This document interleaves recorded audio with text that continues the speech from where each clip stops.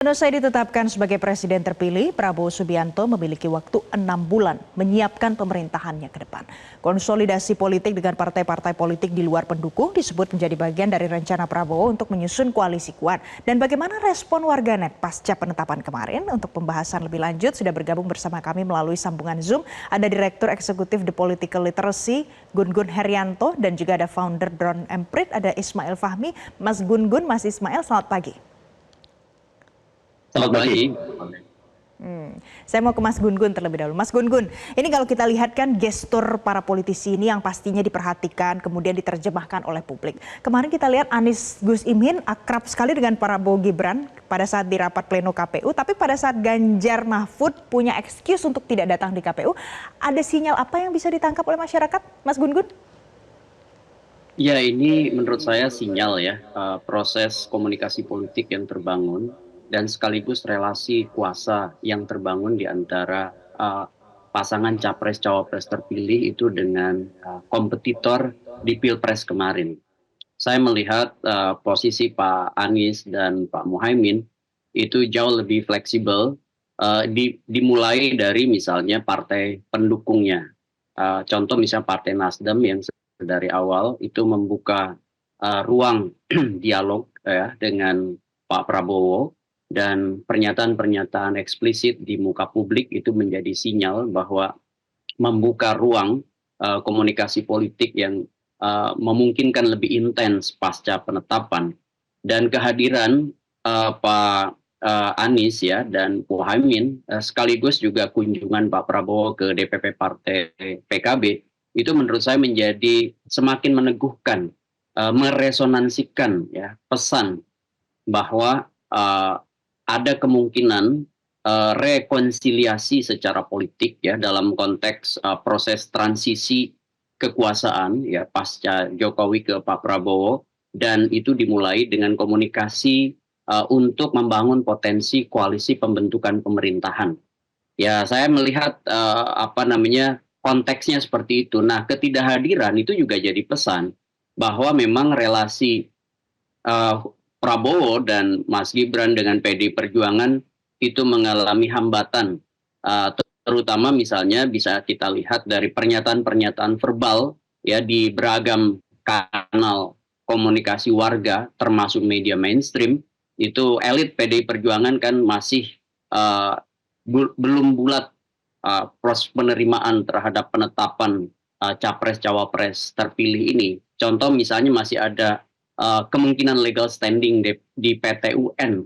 Kemudian juga ketidakhadiran kemarin itu bisa menjadi ekspresi simbolik yang jauh lebih eksplisit bahwa ada memang gap ya komunikasi politik ya di antara PD Perjuangan dalam konteks ini terrepresentasi dari pernyataan verbal dan non verbalnya. Misalnya non verbal itu ketidakhadiran ya lebih memilih aktivitas pribadi ya, waktu itu Pak Ganjar main sepeda dengan istri ya, dibanding kemudian hadir di panggung yang disediakan oleh KPU. Dan ini menurut saya impression management juga ya, manajemen kesan bahwa mau seperti apa dikesankan ketika misalnya ada jabat tangan, ada kemudian komunikasi hubungan antar pribadi yang dieksplisitkan di muka publik, berarti kan ada bandul politik yang kemungkinan mengarah ke positif atau negatif. Nah, kalau hadir ya tentu berupaya untuk membangun ya, impresi positif. Ketidakhadiran bisa kita baca juga sebagai kemungkinan membangun impresi hubungan politik yang tidak baik-baik saja, begitu kira-kira Mbak Fal. Ya. Jadi kalau kita lihat ada korelasinya dengan hubungan dengan PDIP begitu ya. Tapi kalau Mas Ismail, sejauh pemantauan Anda, warganet, netizen, masyarakat itu tuh berkomentarnya bagaimana di sosial media terkait dengan tidak datangnya Ganjar Mahfud, tapi keduanya menyatakan mengapa tidak datang. Bahkan Mahfud bilang dia pengen datang, tapi karena undangan yang datangnya terlalu mepet makanya tidak bisa datang. Jadi kalau dilihat ya secara umum sentimen percakapan publik ya, kita coba tangkap ya kata kunci penetapan ya, dan segala aspek yang terkait dengan acara kemarin. Netizen lumayan rame ya membahas pada tanggal 24, dan kita lihat sentimen secara umum itu positif ya, secara umum positif. Jadi yang positif dulu itu adalah kehadiran Anies dan Muhaimin itu cukup mewarnai percakapan, memberikan respon yang sangat positif dan dianggap menunjukkan kedewasaan politik ya dari kedua capres ini sebelumnya. Dan kemudian juga banyak ucapan selamat ya dari berbagai pihak, itu memberikan sentimen yang positif. Dan memang sentimen yang negatif baik itu di media online dan juga di media sosial itu ada dua aspek ya. Yang pertama itu dari ketidakhadiran Ganjar Mahfud yang alasannya kan tidak diundang atau undangannya baru sampai itu kira-kira 30 menit sebelum acara. Ini yang satu. Kemudian yang kedua adalah adanya permintaan dari PDIP ya supaya penetapan presiden itu ditunda dulu dan ini memberikan sentimen yang negatif. Tetapi dua hal ini dibandingkan dengan sentimen yang positifnya masih jauh lebih banyak sentimen positifnya. Itu yang kita tangkap di media sosial.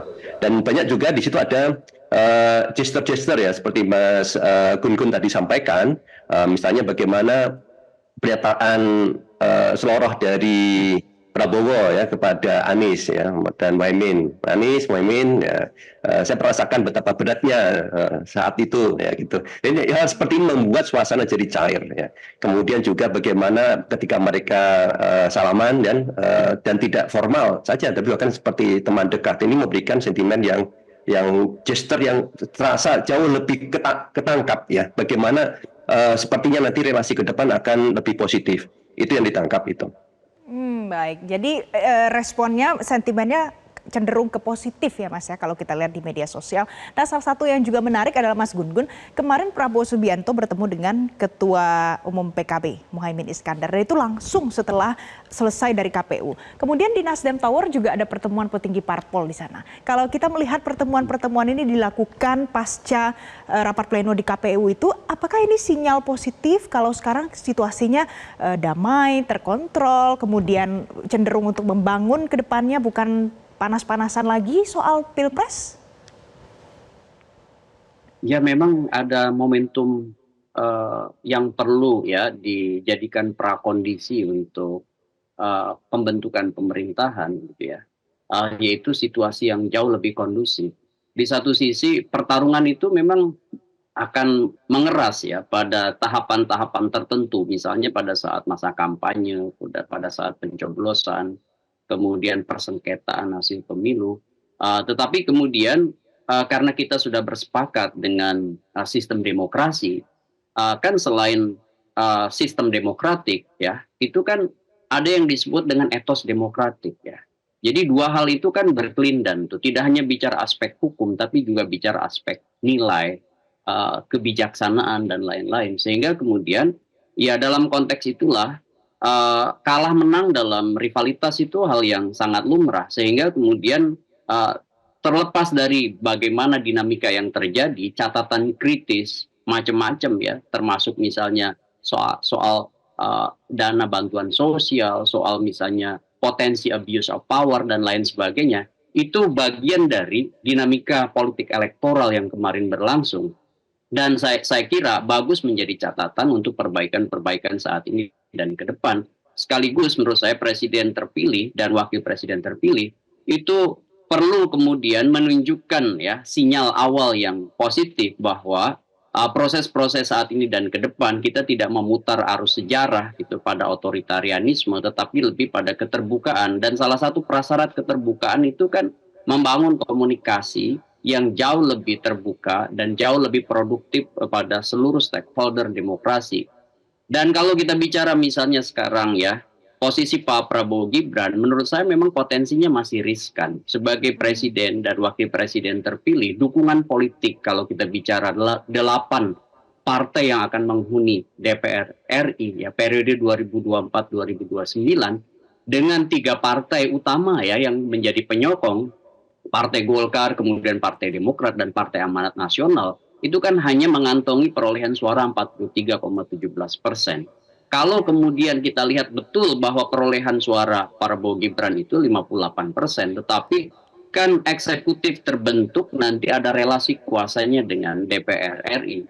Sehingga disitulah komunikasi politik dengan mitra atau potensi mitra-mitra baru yang akan kemudian diajak bergabung dalam koalisi pemerintahan ke depan itu menjadi sangat strategis bagi Prabowo Gibran. Contoh misalnya, Baik. posisi minimum ya, kan 50% lebih kalau misalnya sebut aja misalnya memperoleh dukungan dari Partai Nasdem 9,66%, perolehan suara Partai Nasdem di pemilu kemarin, itu kan cukup memberi misalnya apa namanya potensi apa namanya kemungkinan Prabowo kemudian bisa menjalankan paling tidak ya sumber daya politiknya di awal-awal pemerintahan, termasuk apalagi kalau misalnya PKB bisa masuk dengan sepuluhan persen sekian perolehan suara PKB, itu tentu menjadi sumber daya politik yang diharapkan oleh Prabowo menjadi Baik. bagian dari proses yang bisa menguatkan pemerintahan ke Oh, depan. oke. Tapi tentu kita harus juga lihat bagaimana respons Partai Nasdem dan respon PKB yang agak-agak sulit mungkin ya dalam Baik. konteks hubungan politik karena ada prakondisi yang tidak kemudian positif di antara Pak Jokowi dengan Nah, Ibu Mega.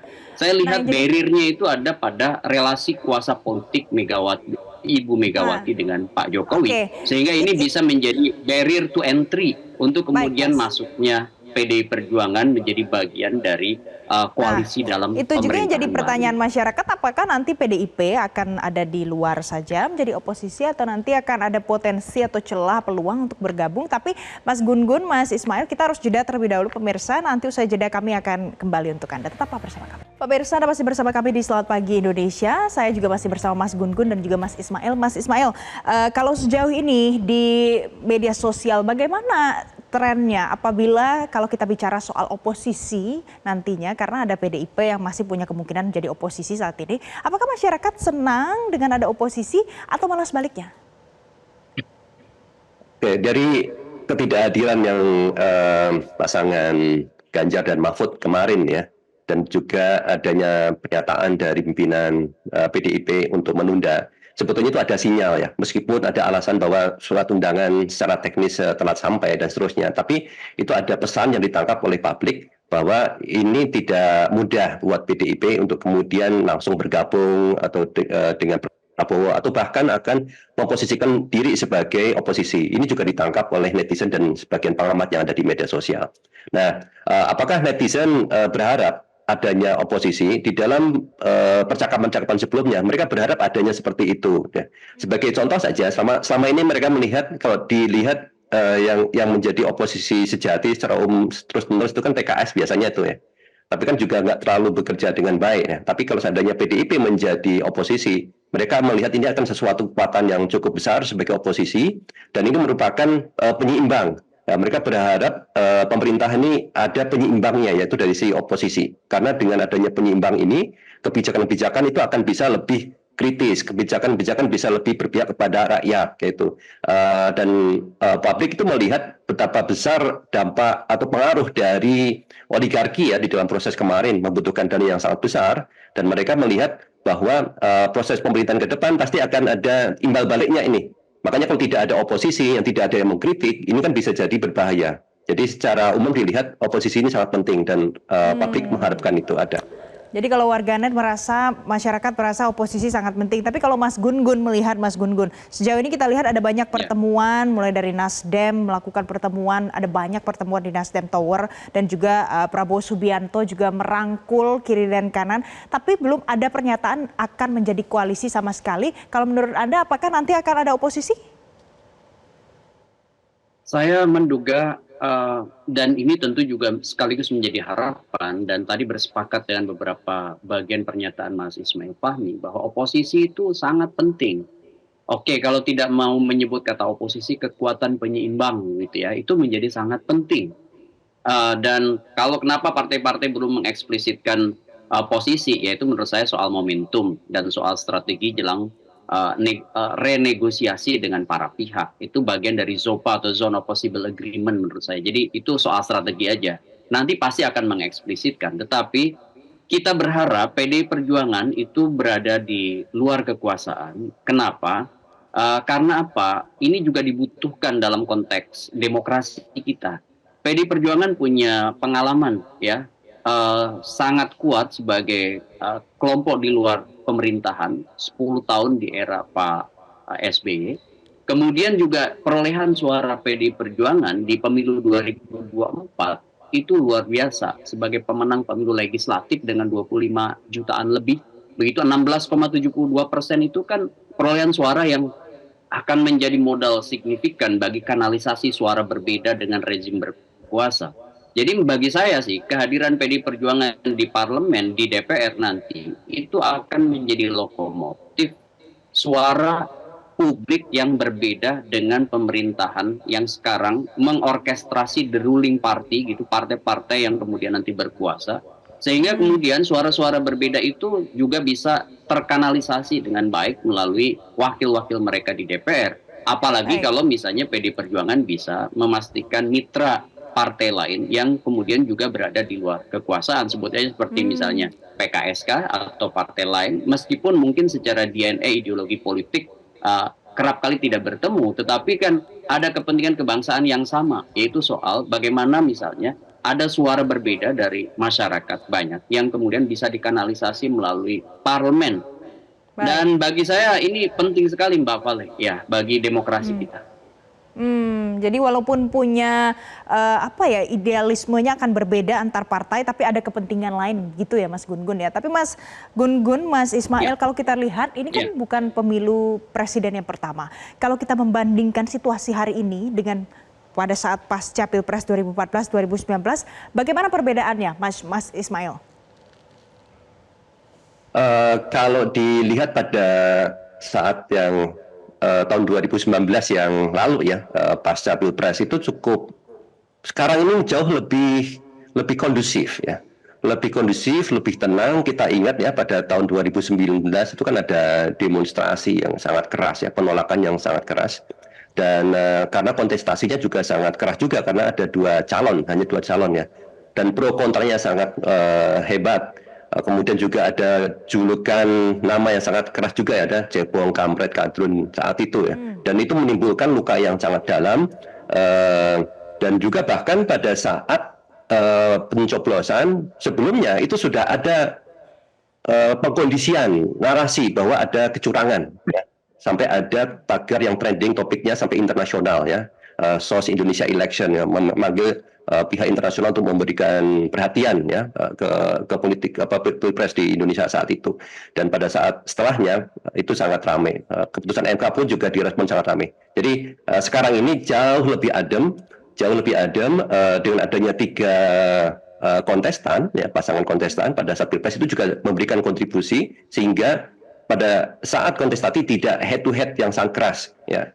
Dan mungkin juga sekarang kalau dilihat bawaan dari Pak Prabowo ya cenderung lebih kalem dan mencoba untuk merangkul ya. Beliau itu kalau diperhatikan di sini cenderung untuk merangkul, pernyataan-pernyataannya telah merangkul, dan ini memberikan suasana yang lebih adem juga itu. Baik, jadi kalau menurut Mas Ismail yang sekarang ini jauh lebih adem gitu ya ketimbang yang sebelumnya. Mas Gun-Gun, dengan situasi yang jauh lebih adem ini, apakah ini indikasi ada kedewasaan berpolitik yang lebih baik lagi di kalangan elit parpol atau karena apa?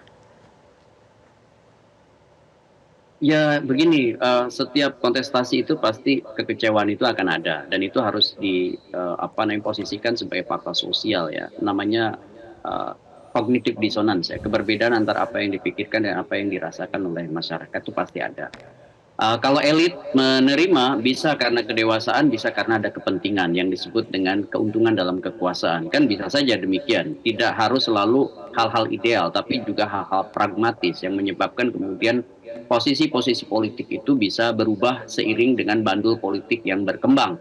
Contoh misalnya bagaimanapun sekarang mau nggak mau, suka nggak suka, Pak Prabowo sudah ditetapkan sebagai presiden dan Mas Gibran sebagai wakil presiden terpilih, dan sehingga kemudian posisi-posisi politik bagi partai-partai menjadi penting untuk kemudian menentukan apakah mereka menjadi bagian dari line up kekuasaan ke depan atau tidak. Sehingga bisa jadi faktor ideal, misalnya soal tadi ya, bagaimana kedewasaan politik menyikapi pertarungan atau rivalitas, itu bisa ada. Tetapi kemudian bisa juga hal yang sangat praktis, pragmatis, contohnya soal bicara soal apakah kemudian terakomodir ya dalam skema power sharing dalam bagi-bagi kekuasaan ke depan. Sehingga kemudian bisa ada proses yang berubah dari para elit. Tetapi saya melihat bahwa yang harus diapresiasi dari perjalanan politik elektoral kita adalah tidak adanya ekspresi anarkisme yang meluas begitu di Baik. kalangan masyarakat. Ini harus disyukuri. Kenapa? Karena berarti kita bisa menyikapi pemilu meskipun sangat keras di pertarungan elit, tetapi warga masyarakat sudah mulai bisa menyikapi kegundahan, kecemasan, kekecewaan itu melalui Baik. penghormatan atas instrumen-instrumen demokrasi yaitu hukum begitu. Jadi yang dewasa berpolitik tidak hanya elit-elit partai politik saja, tapi ternyata sampai ke akar rumput, sampai ke masyarakat gitu ya. Terima kasih Direktur Eksekutif di Political Literacy, Mas Gun-Gun Herianto. Terima kasih founder Drone Emprit, Mas Ismail Fahmi sudah bergabung bersama kami pagi hari ini di Selamat Pagi Indonesia.